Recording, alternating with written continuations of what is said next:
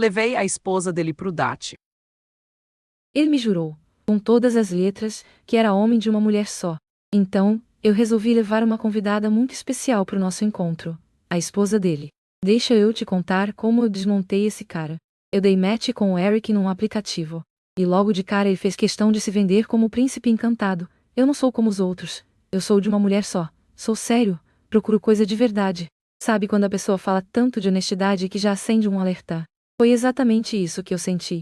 Alguma coisa naquele discurso perfeito demais me deixou com a pulga atrás da orelha. E eu não sou de deixar dúvida no ar. Fui fazer minha investigação. Peguei o nome dele, a foto, e fui procurar nas redes sociais. E olha o que eu encontrei.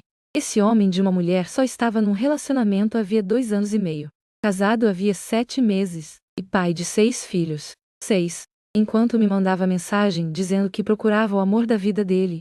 Agora, eu podia simplesmente bloquear e seguir em frente. Mas onde é que estaria a Graçan? Eu decidi que ele merecia uma lição que ele nunca ia esquecer. Mandei uma mensagem para ele toda simpática. Ei, você se importa se eu levar uma amiga junto no nosso encontro? E ele, todo tranquilo, respondeu. Claro que não, pode trazer. Perfeito. Era tudo o que eu precisava. Aí eu montei o golpe final. Eu peguei uma foto, editei, e mandei para ele, apresentando a tal convidada de honra do nosso date. Só que a foto é a dele, com a esposa dele, lado a lado. Eu botei ela com a minha amiga especial que ia aparecer no encontro. O silêncio deve ter sido longo. E sabe o que esse cara teve a coragem de responder? Só 2 palavras: você é fina. Fina. Como se fosse um elogio. Como se ele tivesse perdido uma partida de xadrez, e não sido pego traindo a mãe dos 6 filhos dele.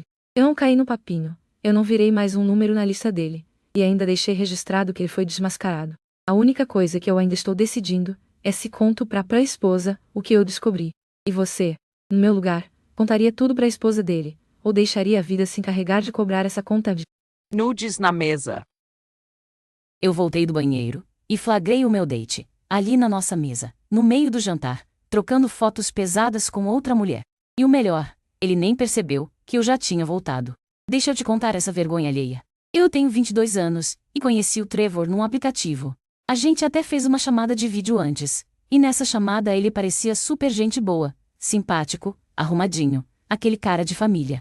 Eu fui pro encontro tranquila, achando que conhecia com quem estava lidando. Grande engano. Assim que a gente se sentou, num restaurante italiano, o cara virou outra pessoa. Começou a se gabar. Falava do dinheiro que tinha, da carreira de músico que ia decolar, e chegou ao ponto de tentar tocar música dele ali, no meio do restaurante, pra todo mundo ouvir.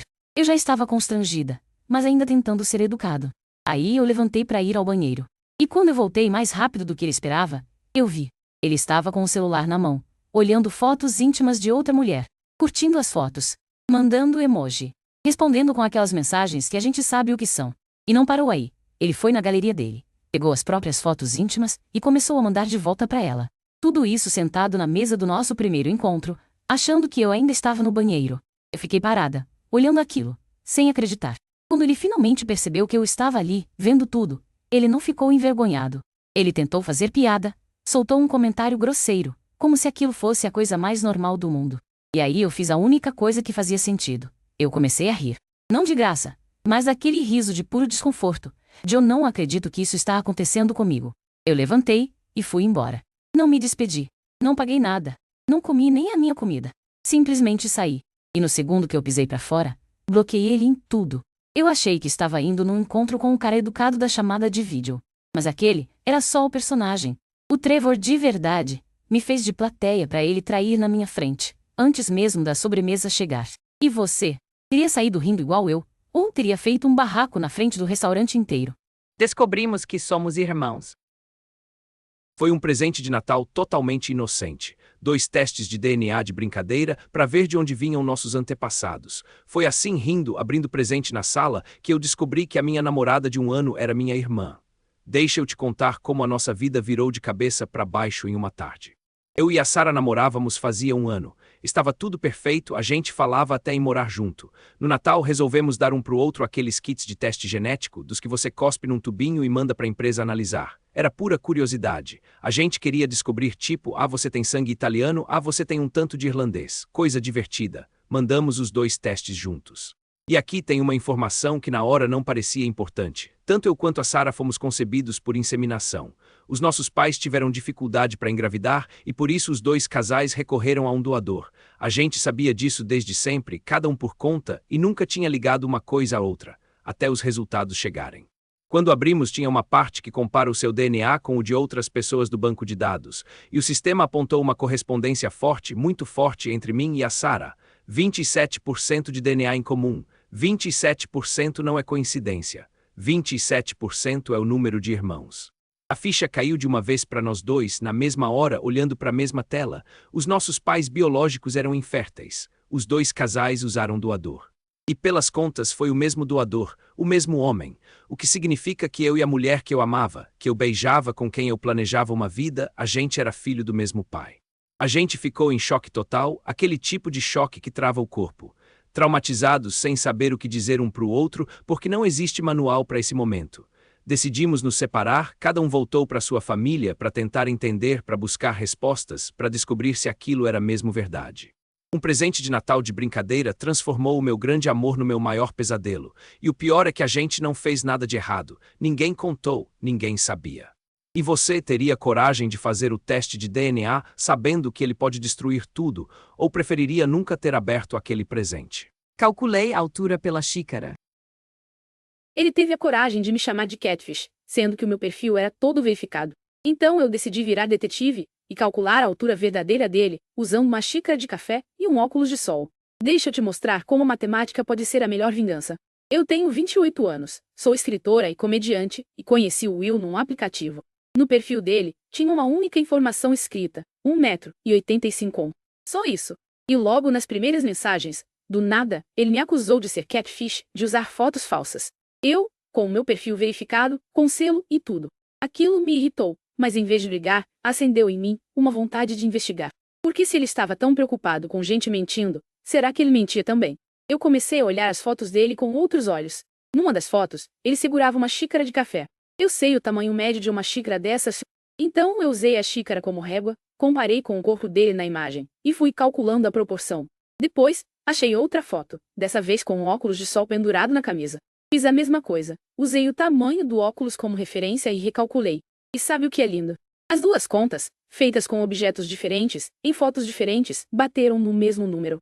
Cerca de 1,77 m. Ou seja, o Will não tinha 1,85 m coisa nenhuma. Ele mentiu quase 8 centímetros.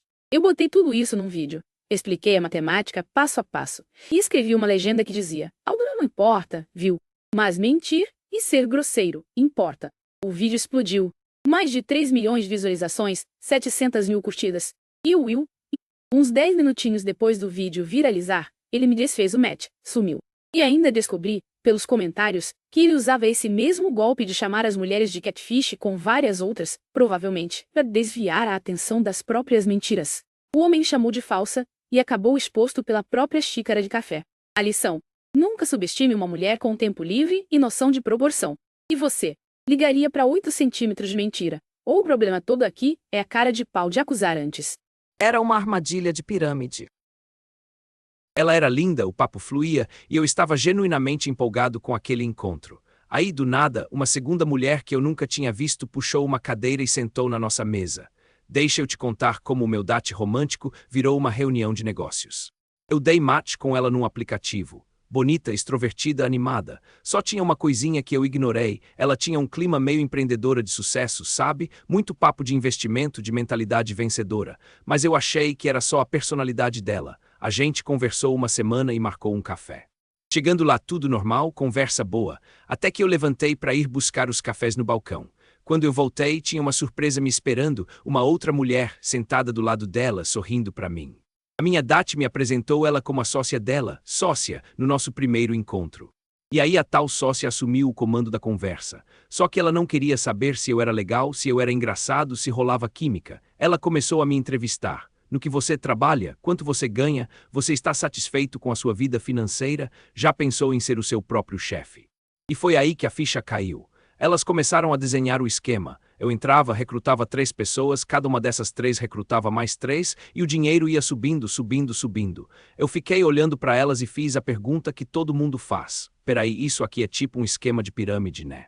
E a minha Dat, ofendidíssima, cravou: não é pirâmide, é marketing multinível. E você parece uma pessoa tão legal para fazer parte do nosso time. Do time.